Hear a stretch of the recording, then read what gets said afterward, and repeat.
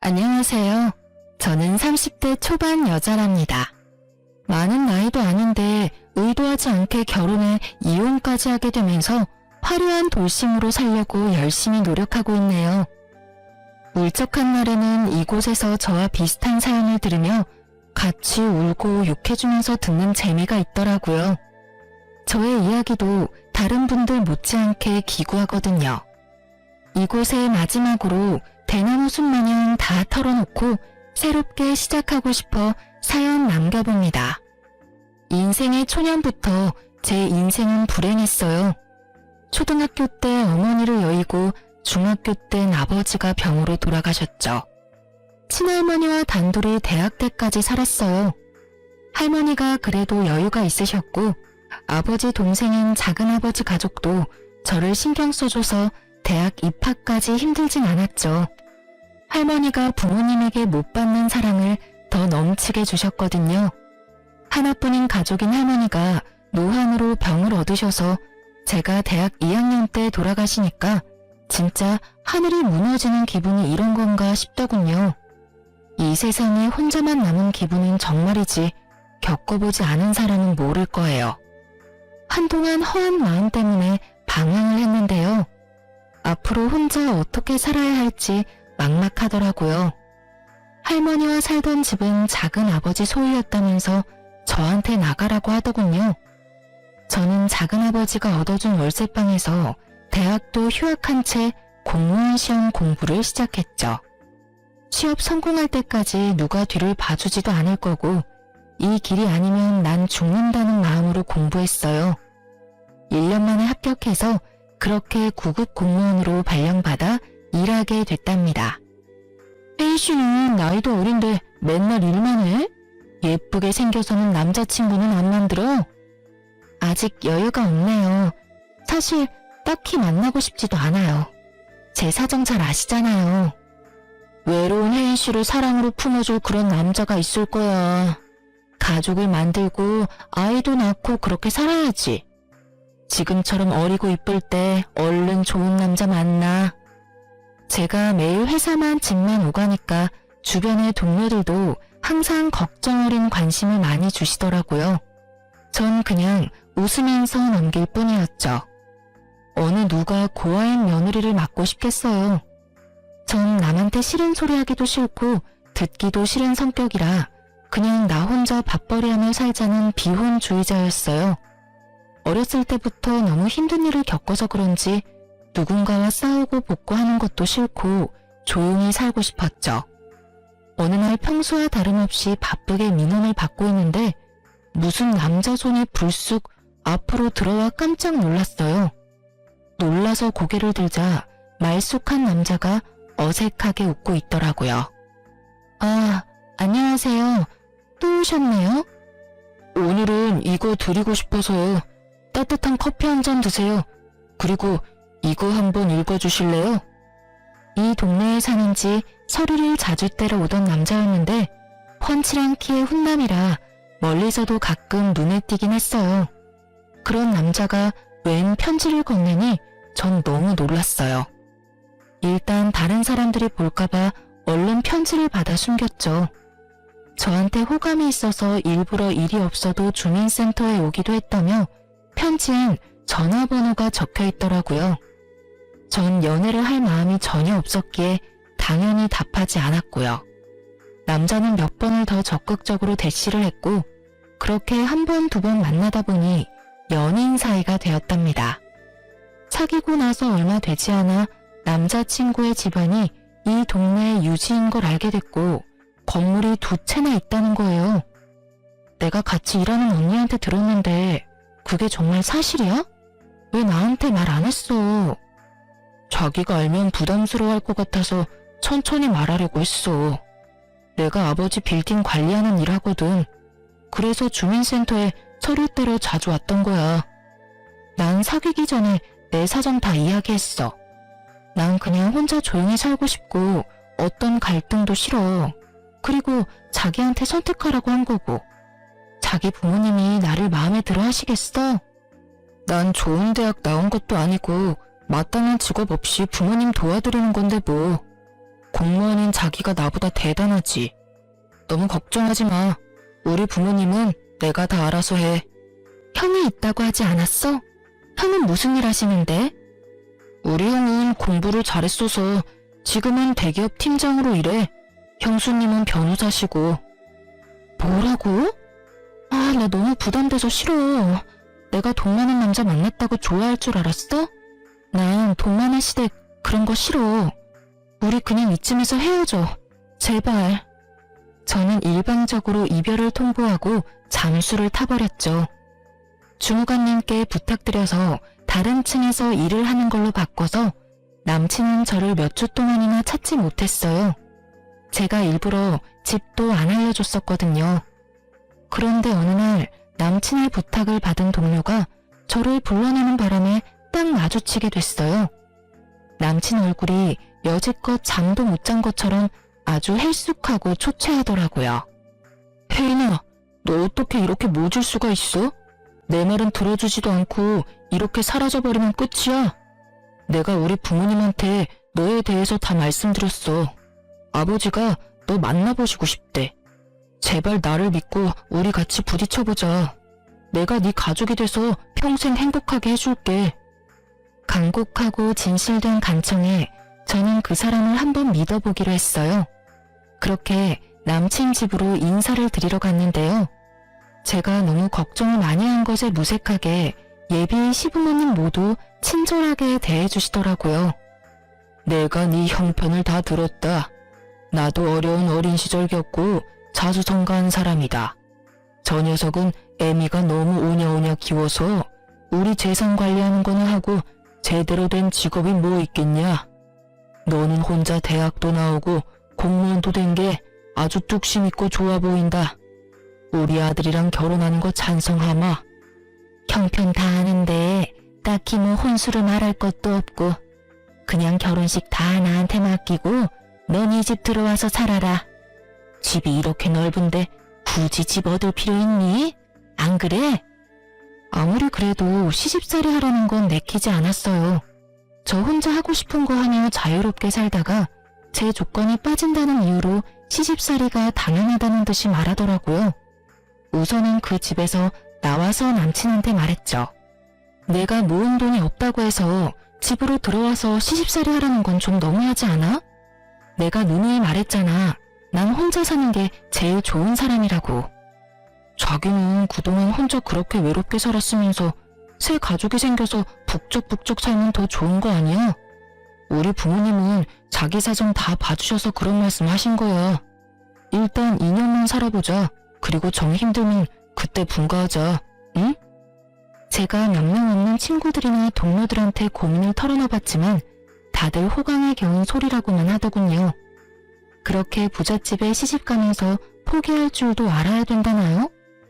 남편이 번갯불에 콩 볶아먹듯이 얼마나 결혼을 밀어붙이던지 한 달도 지나지 않아 시모와 결혼식 준비를 하게 되었죠. 식장이며 드레스며 웨딩 촬영이며 모두 시모와 함께 갔고 시모가 원하는 걸로 골랐어요. 제 의견은 아주 칼같이 잘라버리더라고요. 민준이 형도 이 호텔에서 결혼식 했다. 여기가 손님 부르기에도 좋고 가장 괜찮아. 여기로 해. 여기 식대가 너무 비쌀 것 같은데. 그리고 전 올 하객도 별로 없어요. 너 고아인 거 내가 모르고 결혼시키니? 네 쪽 하객 자리도 다 우리 손님이 채울 거니까 걱정할 필요 없다. 생각하면 할수록 참 첫째 결혼이랑 너무 차이가 나서 손님들 보기 벌써 민망하다. 며느리한테 티쪼가리 하나 못 받고 결혼을 시키다니 원. 어머니, 저도 성의껏 준비할 수 있어요. 말씀해 주시면 준비해 볼게요. 저도 모아둔 돈 있는데 돈 한 푼 안 들이고 결혼하면 제 마음도 편치가 않아요. 됐다. 내가 너한테 뭘 받겠니? 네가 뭘 해준대도 내 맘에 찰 것 같지도 않구나. 그냥 내가 봉사하는 셈 치고 다 해주마. 대신 결혼해서 며느리 돌이 잘하는 걸로 갚아. 저는 연예 기사에서는 봤을 법한 호텔에서 결혼식을 했어요. 결혼식에 온 제 지인들의 눈이 휘둥그레해져서 저한테 신데렐라라며 팔자 폈다고 난리가 났더군요. 하지만 전 결혼식 날에 세상 비참했어요. 시모가 만들어 놓은 무대에서 꼭두각시처럼 서 있는 기분이었죠. 시모는 친척들과 지인들 앞에서 어떻게든 제 진짜 존재를 숨기기 바빴거든요. 서글픈 마음이 들었지만 그래도 남편을 생각해서 저도 최선을 다해 웃어가며 식을 마쳤네요. 신혼여행 다녀오자마자 시댁에 들어가 살게 되었고 지독한 시집살이가 시작되었습니다. 아버님은 아침 6시에 식사하시니까 앞으로 네가 아침 준비해라. 매일 5시에 일어나서 녹즙 만들고 아보카도 1개 자르고 달걀 반숙으로 2개 찌면 된다. 다 드시면 영양제 챙겨드리고. 저 8시까지 출근해야 되는데 어떻게 5시에 일어나나요? 저 아침잠 많아서 그렇게 일찍 일어나면 힘들어서 못 살아요. 얘 좀 봐. 공짜로 그 비싼 호텔에서 결혼까지 시켜줬더니 결혼하자마자 안면 싹 바꾸네? 며느리라면 당연히 해야 될 일이야. 도달지 말고 해라. 나도 그렇게 30년을 살았다. 웃긴 게 뭔지 아시나요? 나중에 알게 된 건데 도우미 아주머니가 오래 있었고 당연히 시부 아침도 시모는 전혀 차린 적이 없다네요. 제가 결혼하자마자 도우미 아주머니를 내보낸 거였어요. 어쨌든 어찌나 차갑게 말을 하는지 대꾸도 못하고 다음날부터 5시에 일어나 그 짓을 했네요. 일주일 하니까 너무 힘들어서 죽겠더라고요. 늦게 일어난 날에는 시모가 얼마나 구박을 해대는지 화장실에서 혼자 눈물을 흘린 적도 있었어요. 저는 견디다 못해 남편에게 하소연을 했죠. 여보, 나 도저히 5시에 못 일어나. 당신이 어머님한테 좀 말해봐. 나 힘들어서 죽을 것 같아. 솔직히 아침에 일어나서 국하고 밥하는 것도 아니고 그까지 녹즙 좀 만드는 것 같고 왜 그래? 다른 재벌집은 더 빡세. 거기 며느리들은 더 힘들다고. 여기가 재벌집이야? 재벌집은 며느리들이 일을 안 하겠지. 난 가뜩이나 체력도 약한데 일하느라 너무 힘들어. 그럼 일을 관둬. 그까짓 거 한 달에 얼마나 번다고? 우리 부모님한테 잘 보이면 이 재산이 다 우리께 되는데 그까짓 거 뭐 대단하다고 그것도 못해? 그렇게 별거 아니면 당신이 좀 하면 되겠네. 왜 내가 해야 되는데? 그리고 난 절대 일 그만 안 둬. 내가 공무원 시험 합격하려고 얼마나 힘들게 공부했는데 한 달에 내 옷값도 안 되는 돈 벌면서 왜 그렇게 힘들게 살려고 그래? 며느리가 하는 거랑 아들이 하는 거랑 같아? 당연히 며느리가 해야 아버지도 좋아하시는 거지. 재산 물려받는 게 뭐 쉬운 건 줄 알아? 신혼 때까지만 해도 다정했던 남편은 제가 시부모에 대한 불평을 조금만 하면 아주 부르르 떨더라고요. 그것도 그럴 게 옆에서 보니까 시부한테 아주 잡혀 살더라고요. 시키는 거 다 하고 대드는 것도 없이 항상 예스맨이었죠. 혹시나 자기 형한테 뺏길세라 그 잘난 빌딩 물려받으려고 성질 죽여가며 시부 비위를 맞추고 사는 거였어요. 그러니 시부모는 저를 더 우습게 보고 아주 가정부 부리듯이 명령을 하는데 너무 화가 나고 스트레스가 쌓여갔죠. 이번 주말엔 커튼 좀 다 뜯어서 갈아라. 넌 없이 사느라 몰랐겠지만 커튼도 계절마다 가는 거야. 저 일하느라 너무 힘들어서 주말엔 쉬고 싶어요.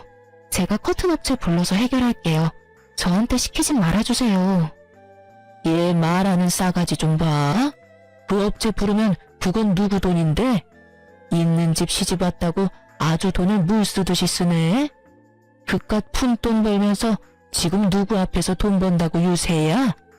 너 그 거지 같은 동사무소 당장 관둬. 집에 들어앉아서 살림이나 똑바로 해. 제가 그냥 참고 넘어가는 날이 많으니 시모는 점점 도가 지나치기 시작하더군요. 어느 날은 시모가 제가 일하는 주민센터에 와서는 제 앞을 알짱거리며 궁시렁대기까지 했죠. 별로 하는 일도 없어 보이는구만. 맨날 뭐가 힘들다고 거짓말을 해대?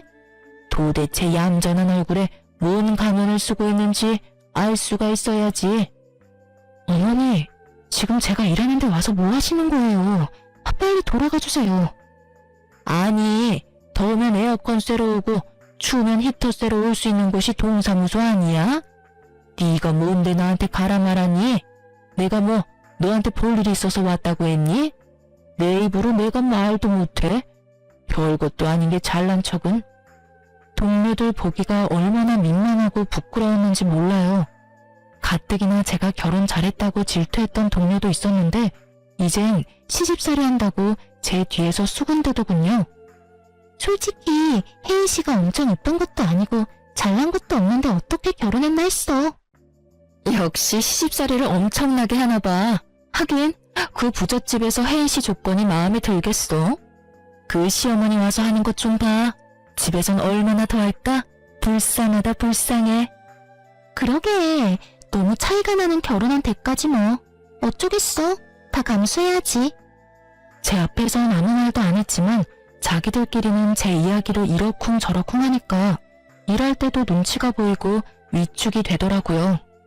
진짜 집에서도 괴롭고 직장에서도 괴로운 날들이 이어졌죠.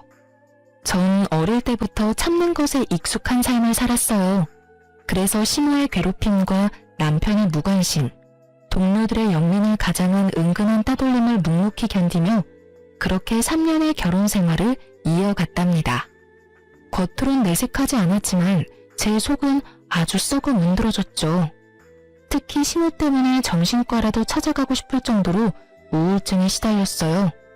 특히 명절에는 제가 대부분의 음식을 해야만 했는데요. 남편 말로는 원래 도우미 아주머니와 시모가 같이 준비했었다고 하던데 저한테 그 많은 걸 다 시키더라고요. 저도 할머니랑 살 때는 귀한 손녀였어요. 그래서 음식 해본 적도 별로 없었고요. 근데 저 혼자 명절 음식을 다 하라니 진짜 기가 막혔죠. 남편이랑 다른 가족들 모두 제가 해야 된다고 강요를 하더라고요. 시모는 내가 하고 있으면 자기가 와서 마무리를 한다더니 정작 소파에 누워서 손톱이나 다듬고 있었어요. 그렇게 처음 만난 명절에 된통 당하고 나서 명절 트라우마가 생길 정도였죠. 그래서 두 번째 만난 설날에 한 번 뒤집어 엎은 적이 있어요.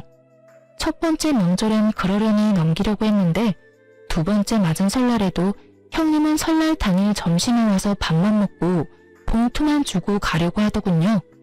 설날에도 출근해야 한다면서요. 더군다나 저한테 대하는 것과는 너무 다르게 사근사근한 시모를 보니 부하가 치밀더군요. 아무리 바빠도 같은 며느리인데 형님은 와서 밥만 먹고 가는 건 아니지 않나요? 여보, 왜 이래? 떡국 잘못 먹었어? 형수님이 얼마나 잘 나가는 변호사인데 엄청 바쁘다고. 아, 미안해 동서. 내가 요리는 젬병이고 내가 명절에 더 바쁜 건 사실이야. 너 미쳤어? 아니, 지금 하늘 같은 형님한테 이게 무슨 태도야? 너는 고아에다 근본도 없는 주민센터 시다발이고 얘는 국내 최고 로펌 변호사인데 같은 며느리라고 같은 대접이라도 받고 싶어? 기가 막혀 진짜.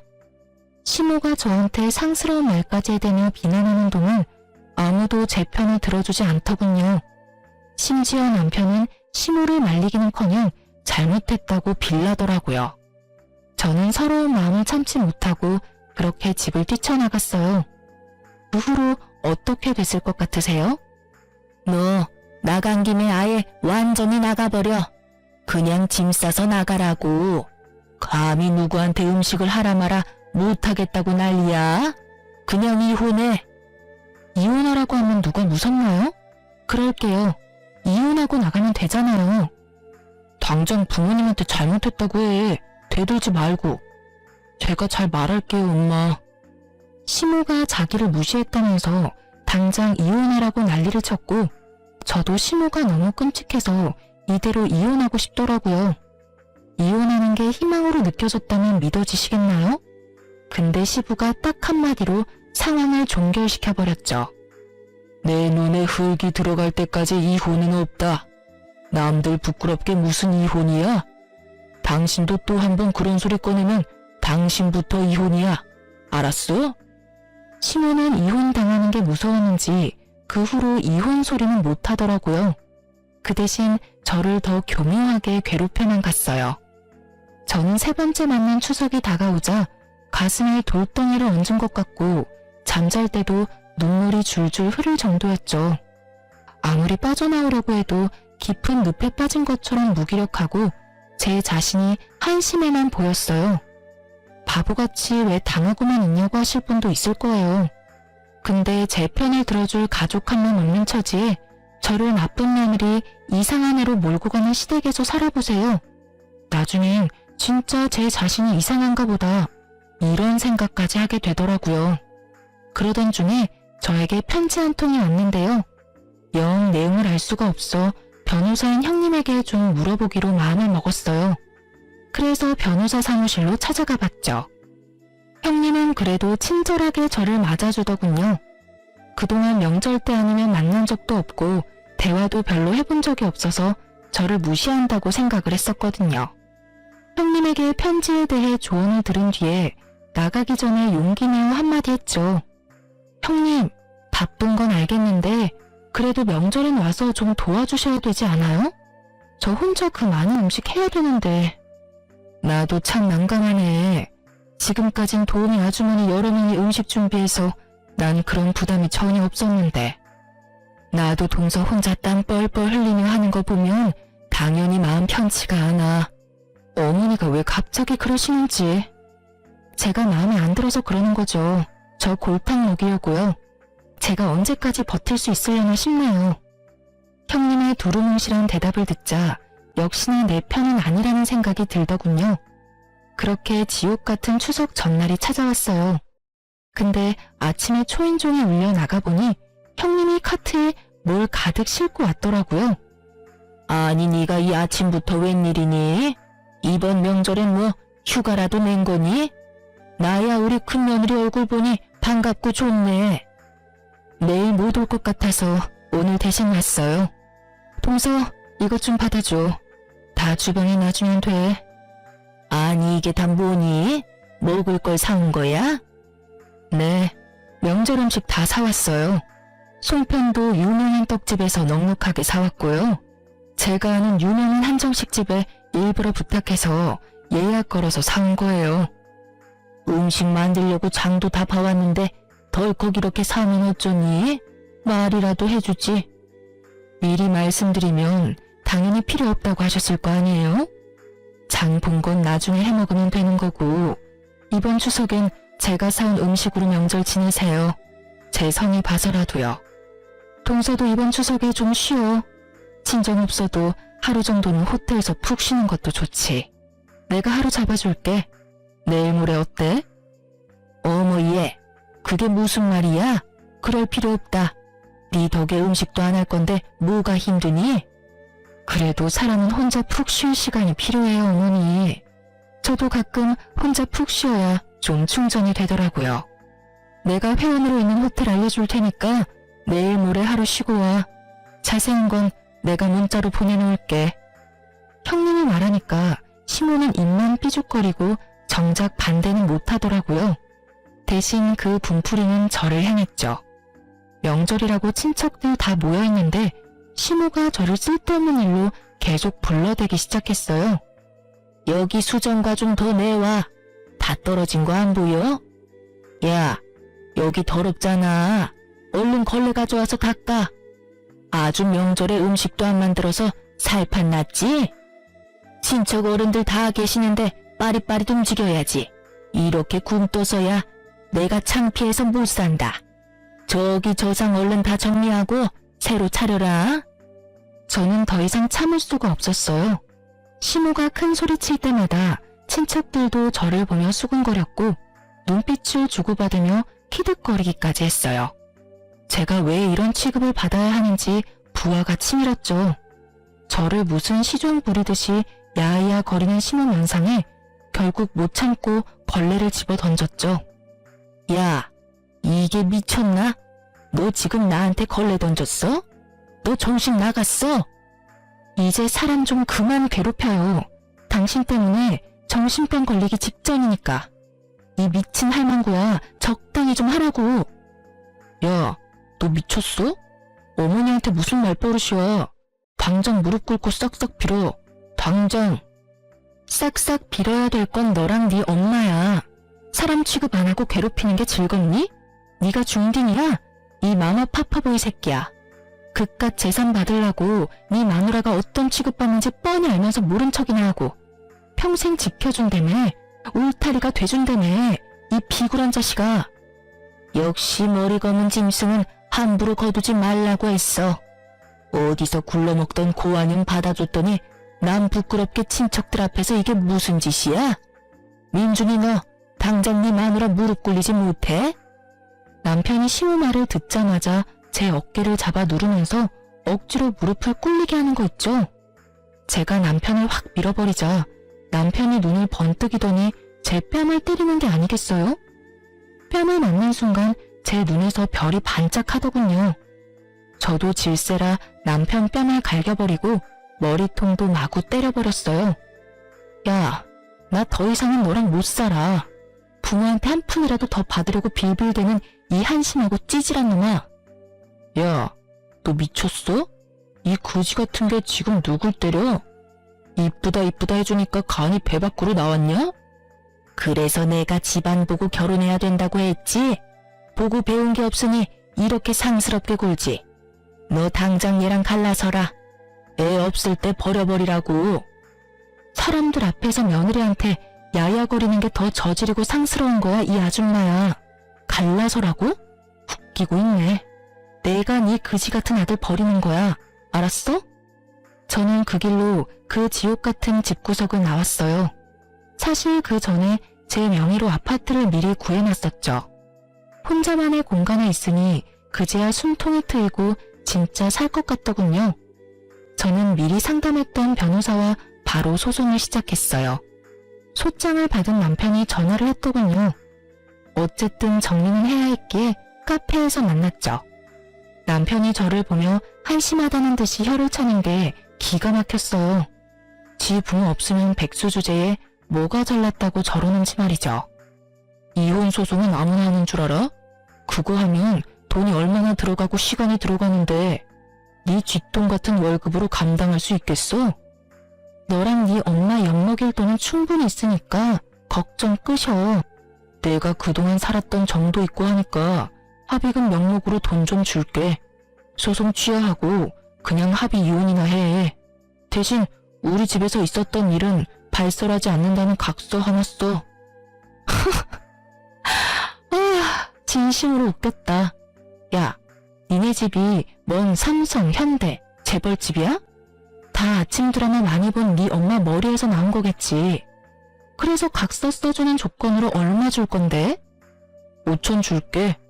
우리가 4년밖에 안 살았는데 그 정도면 많이 주는 거야. 고작 5천 갖고 재벌 코스프레를 하시겠다? 그딴 조건 내걸려면 10억은 가져와야지. 소송 이기면 그거보다 많이 받겠다. 좋은 변호사나 구해. 우리 형수님이 로펌 최고 변호사인데 너 감당할 수 있겠어? 길고 짧은 건 대봐야 아는 거고. 앞으로 변호사 통해서만 연락할 거니까 함부로 나한테 전화하지 마. 약 5개월의 이혼 소송이 이어졌어요. 저는 다른 곳으로 발령 신청해서 근무지도 옮겼고 그 사이에 진급도 했죠. 이혼 소송이 괴로울 줄 알았는데 전혀 아니었어요. 그 집구석에서 스트레스 받고 우울증 걸리는 것보다 혼자 일하며 혼자 꾸려나가는 삶이 정말 만족스러웠죠. 소송 비용도 전혀 부담되지 않았어요. 그만한 비결이 있었거든요. 어느 날 형님한테 전화가 와서 반갑게 받았죠. 동서, 아니, 혜인아, 잘 지내고 있지? 오늘 확정 판결 난 거 들었어. 우리 박 변호사 일 잘하지? 승소한 거 축하해. 다 형님, 아니, 언니 덕분이에요. 정말 감사해요. 언니가 제 인생의 은인이에요. 덕분에 재산 분할도 넉넉하게 받아서 1억 넘게 받을 것 같아요. 그 집구석 지금 그 돈 마련하느라 쩔쩔맬 거야. 아마 그 돈 없을 거거든. 나도 한 달 전에 이미 이혼 소송 들어갔어. 결국 아주버님 사고친 거예요? 그 인간 때문에 결국 건물 하나 경매로 넘어갔어. 그래서 그거 보고 바로 나도 소송 시작했지. 그 인간 안 보고 사니까 진짜 살 것 같아. 사실 전 형님의 도움을 참 많이 받았어요. 결혼하고 3년까지만 해도 형님과 제대로 대화도 못 해봤는데요. 제가 형님의 사무실로 찾아간 날부터 우리의 인연이 제대로 시작되었답니다. 제게 날라온 편지가 다름 아닌 소장이었고 용어가 너무 어려워 어렵사리 형님에게 물어봤답니다. 차가워 보였던 형님은 생각보다 다정하고 바른 사람이었어요. 돌아가신 할아버지 앞으로 토지가 있으시네. 근데 상속자를 동서로 해놓으셨는데 작은아버지가 동서한테 일부러 숨기셨나봐. 이 합의서로 동의하거나 그냥 무시하면 작은아버지한테 넘어간다는 내용이야. 토지 받고 싶으면 소송을 해야 할 것 같아. 어떻게 할래? 어쩐지 작은아버지가 할머니 돌아가시니 저랑 인연을 딱 끊어버리더라고요. 평소 같았다면 그냥 당하고만 살았겠죠. 형님이 저 좀 도와주세요. 소송 어떻게 하면 될까요? 그렇게 소송이 진행됐고 제가 승소해서 자그마치 10억 상당의 토지를 상속받을 수 있었어요. 작은아버지가 저한테 찾아와 협박도 하고 회유도 하면서 소송을 막으려고 별짓을 다 하더군요. 시집도 모자라 제 가족하고도 싸워야 한다니 진짜 너무 힘든 시기였어요. 하지만 형님이 작은아버지를 직접 만나 다신 저한테 연락 못하도록 해결해줬고 제가 무너지지 않도록 많은 도움을 줬답니다. 재테크에 밝은 형님 덕분에 절반은 팔아서 제 명의의 아파트를 샀고 절반은 묻어두었죠. 처음으로 제 집을 마련한 날 형님을 초대해서 둘이 와인 한잔하며 속 깊은 얘기를 나눴어요. 동서, 이젠 그만 당하고 살고 도련님이랑 이혼해. 이제 집도 있겠다, 돈도 있겠다, 연금 나오는 직장 있겠다. 그런 팔푼이랑 살면서 왜 어머니한테 당하고만 살아? 저도 진짜 지긋지긋해요. 정말 이혼하고 싶어요. 근데 어릴 때부터 혼자 살아서 또 혼자가 된다는 게 두려운가 봐요. 제가 바보죠 뭐. 나도 이제 이혼할 거야. 그 인간 시부모가 하도 오냐오냐 키워서 인성 개판인데 주식 중독으로 돈도 엄청 말아먹었어. 내가 진짜 남 부끄러워서 말도 못하고 맨가슴 앓으면서 살았는데 이번에 집 담보 잡으려던 거 미리 알게 돼서 나도 간신히 막았어. 허우대만 멀쩡하면 뭐해? 속은 완전히 썩은 인간이야. 형님은 워낙 똑부러져서 겉으로 보기엔 진짜 완벽한 사람 같았는데 혼자 소가리 하느라 힘드셨겠어. 아니야. 완벽하긴 나한텐 과찬이지. 하여튼 그 인간 결국 시부모 몰래 건물 하나 저당 잡혀서 돈 끌을 썼어. 진짜 그거 보니까 제정신으로 사는 것 같진 않더라고. 중독이구나 싶어서 얼른 갈라져야겠다고 마음먹었지. 그 시한폭탄 같은 인간이 죽지 않는 한 시댁은 폭삭 망할 거야. 언제가 될진 모르지만. 아무튼 동서도 그만 구박받고 재산 분할 받을 수 있을 때 얼른 갈라서 내가 특별히 신경 써서 도와줄 테니까. 동서는 마음 단단히 먹고. 저는 그 후부터 형님의 도움으로 이혼 소송에 이길 수 있는 증거를 차곡차곡 모아두기 시작했어요. 신호가 폭언할 때마다 일기를 써서 남겨뒀고 동영상도 많이 찍어뒀죠. 그리고 명절 때 난리가 났을 땐 형님이 저 대신 몰래 동영상을 다 촬영해줬답니다. 형님과 친분이 있는 변호사와 그렇게 소송을 진행했고 당연히 제가 승소하게 된 거죠. 형님 역시 몇 달 후 당연히 승소했고 거액의 위자료와 재산 분할을 받아냈다고 하더라고요. 거기다 시부도 건설업을 무리하게 시작해보려다가 빚을 엄청 지고 있던 상태였는데 결국 갚지 못해서 갖고 있던 건물 2채를 다 처분해서 빚잔치를 했다고 하더군요. 말 그대로 진짜 쪽박을 찬 거죠. 아주 꽃이다고 생각하고 있었는데 세상에 신우한테 전화가 온 거 있죠? 네가 일하는 데 찾아가 보니까 다른 데서 일한다고 하더라.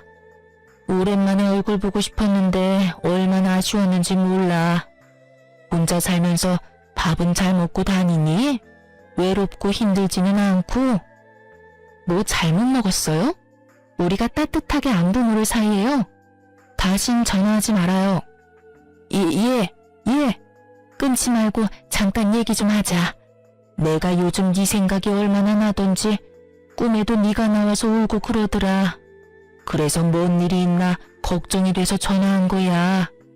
우리 민준이도 맨날 네 얘기하면서 울면서 자는 것 같더라. 내가 얼마나 마음이 아프던지. 우리 민준이는 너 없이는 못 살 것 같더라. 그냥 다시 합치면 어떠니? 미쳤어요? 그 집구석 다 망한 거 세상이 다 아는데 돈 한 푼 없는 백수랑 내가 왜 재결합을 해요? 여전히 주제도 모르고 양심도 없네. 쓸데없는 소리 계속 짓거릴 거면 끊어요. 또 전화하면 가만히 안 있을 줄 알아요? 아가야, 제발 우리 민준이 한 번만 받아줘. 아주 폐인이 돼서 내가 옆에서 보기가 안 됐다. 그래도 우리가 한 가족이었는데 어떻게 이렇게 매정하게 구니? 아이고, 내 팔자야. 이젠 너한테까지 내가 구걸을 하고 아주 못 산다.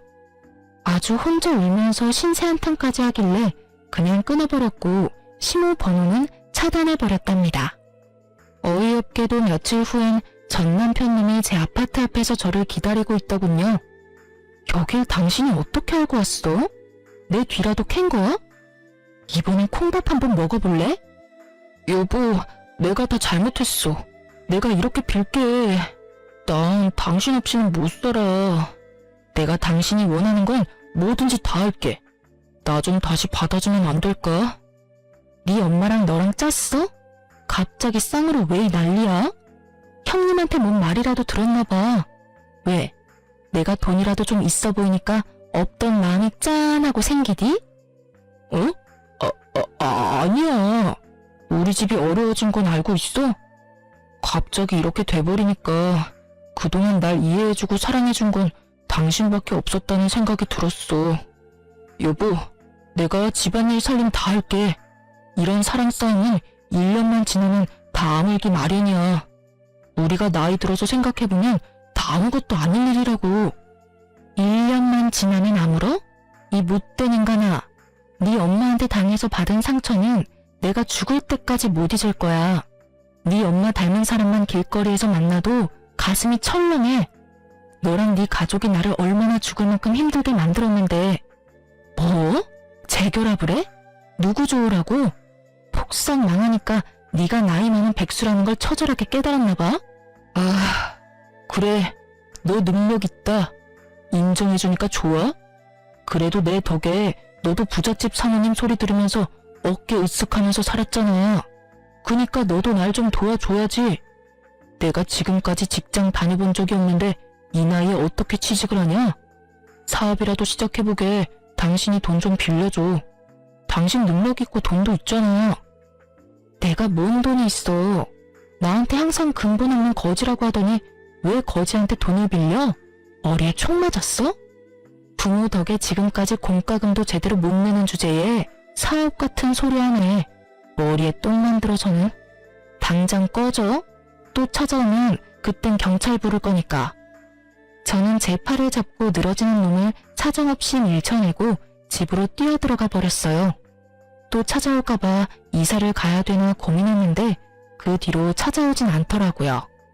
우리 자존심이 엄청 센 인간이거든요. 그리고는 얼마 후 형님과 통화를 할 수 있었죠. 혹시 도련님 찾아가고 그러지 않았어? 아, 미안해. 전 남편이 자꾸 찾아와서 날 얼마나 괴롭히는지. 돈 달라고 아주 지랄을 하더라고. 말싸움하다가 나도 흥분해서 동서도 부자 됐다는 말을 실수로 흘려버렸네. 진짜 미안해. 아니에요. 오히려 통쾌하네요. 그동안 나 찌질하게 사는 줄 알고 연락 딱 끊었다가 제가 돈 있다니까 바로 전화오고 찾아오는 꼴이라니. 진짜 상종 못할 인간들이에요. 그래. 오히려 그 집구석은 폭삭 망해버리고 자기는 자산가가 됐으니 얼마나 통쾌해. 앞으로도 콩고물이라도 떨어질까 자꾸 들러붙으면 나한테 말해. 법적으로 해결해 줄 테니까. 매번 도와주신다니 정말 든든하고 감사해요. 진짜 친언니가 생긴 기분이에요. 그 후로 전 남편은 몇 번이나 제 아파트 앞을 서성거리고 저를 기다리더군요. 예전엔 명품만 입고 다니더니 이젠 그것도 다 팔아버렸는지 머리도 엉망으로 길고 옷도 거지같이 입고 있는 꼴이라뇨. 한 번은 시모랑 같이 서 있어서 진짜 기함을 했네요. 시모가 저를 보더니 제 손을 덥석 잡는 거 있죠? 아가야, 네가 이렇게 잘 됐다니 진짜였니? 이렇게 비싼 아파트를 샀단 말이야? 이 인간이 진짜 말귀를 못 알아듣네? 너까지 모자라서 네 엄마까지 불러와서 뭐 어쩌자는 거야? 아니, 엄마가 당신이 진짜 이 아파트에 사는지 확인을 해보자고 해서. 우리 엄마가 이 아파트 엄청 살고 싶어 하시거든. 너 혼자 살긴 여기 너무 넓지 않니? 방 하나 남는 거에 내가 좀 살면 안 될까? 내가 너 일할 동안 살림 다 해주마, 응? 지금 사는 데선 도저히 못 살겠다. 아줌마가 나한테 어떻게 했는지 다 잊었어? 어떻게 그딴 부탁을 해? 당장 꺼져, 이 소름 끼치는 아줌마야. 그 잘 살던 내가 이런 취급을 받다니. 아이고, 말년에 그지 같은 빌라에 살 줄 누가 알았을까? 아이고, 내 팔자야. 아이고. 시모는 제 다리를 잡고 늘어지며 눈물까지 펑펑 쏟아내며 신세한탄을 하더라고요. 결국 경찰을 불렀고 두 인간이 볼품없이 질질 끌려서 쫓겨났죠. 그 후론 겁먹었는지 안 찾아오더라고요. 형님이 종종 그 집안 소식들을 전해주었는데요. 시부는 재산 다 잃은 충격으로 결국 뇌출혈로 쓰러졌고, 그놈의 남은 재산도 급하게 병원비로 다 빠져나가고, 지금은 병원비를 못 내니 시모가 좁은 집에서 시부 병수발하면서 산다고 하고요. 두 아들은 당연히 능력도 없고 그렇다고 배달 아르바이트 같은 건 쪽팔려서 못한다면서 늙은 백수들로 지내고 있다고 해요. 방 2개인 곰팡이 피는 코딱지만한 빌라 월세에서 산다니 시모가 제 아파트를 탐낸 것도 당연한 거죠. 제가 이혼 안 했다면 그 집구석에서 같이 살았거나 아님 제 돈을 다 처박아야 했겠죠? 생각만 해도 진짜 아찔하네요. 저는 그 후로도 형님과 종종 만나서 식사도 하고 서로 생일도 챙겨주면서 친한 언니 동생 사이로 잘 지내고 있어요. 형님도 거지가 된 전 남편이 계속 사무실로 찾아오고 협박도 했다가 잘못했다고 울다가 돈 빌려달라고 하다가 별쇼를 다 해서 진저리가 났다네요.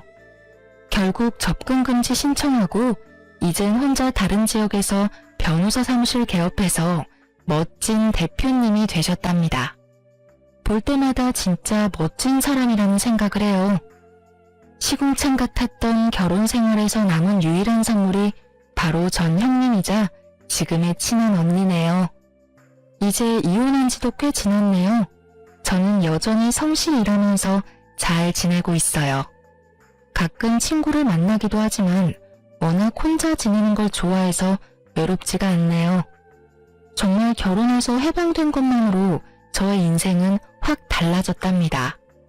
제 은인인 형님 덕에 요즘은 재테크 공부도 열심히 하고 있거든요. 재산이 불어나는 걸 보니까 안 먹어도 배부르다는 게 이런 건가 싶어요.